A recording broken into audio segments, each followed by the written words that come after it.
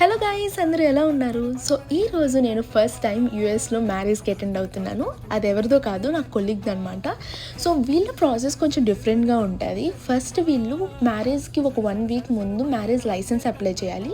So ఎప్పుడైతే licence వచ్చిందో అది మ్యారేజ్ రోజు మనకి ఎవరైతే ప్రీస్ట్ ఉంటారో వాళ్ళు దాని మీద సైన్ చేయాలన్నమాట.